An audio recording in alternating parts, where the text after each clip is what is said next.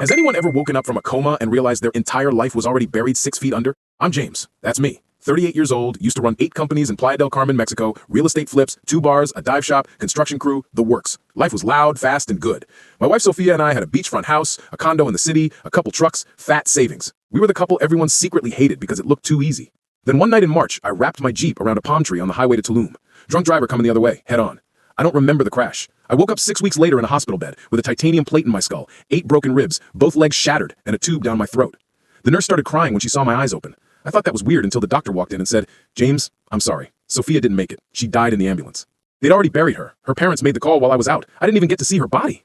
The next 2 weeks were a blur of morphine and bad news. First call I could make on my own, my accountant, gone, phone dead. Second call, my best friend since we were 14, the guy who had power of attorney while I was in the coma. He answered, sounded nervous, said he'd swing by, never showed. Turns out he drained every business account and personal account he could touch, close to 1.8 million USD total, transferred it out in chunks, then ghosted the country. Last I heard he was in Thailand posting beach pics like nothing happened. My business partners? 3 of them I trusted like brothers. While I was ventilated, they discovered that a bunch of contracts had been lost in a supposed office flood. Conveniently, the only copies destroyed were the ones proving I owned controlling shares. They refiled paperwork with the notary showing they bought me out for pennies while I was legally incapacitated. By the time I got a lawyer, the judge said it was all perfectly legal.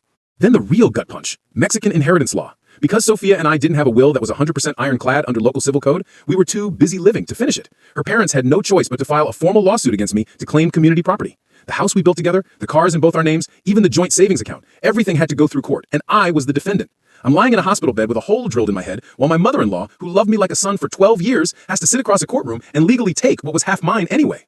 The lawyers explained it's just how the system works down here, but it still felt like getting stabbed by family. I couldn't walk for 6 months, had to learn again like a toddler, lost 60 pounds, the businesses were gone, money gone, wife gone, dog went with the in-laws because I couldn't take care of him. I sat in a rented 1-bedroom with a walker, staring at the ocean I used to own a piece of, eating instant noodles and crying like a bitch at 3 a.m.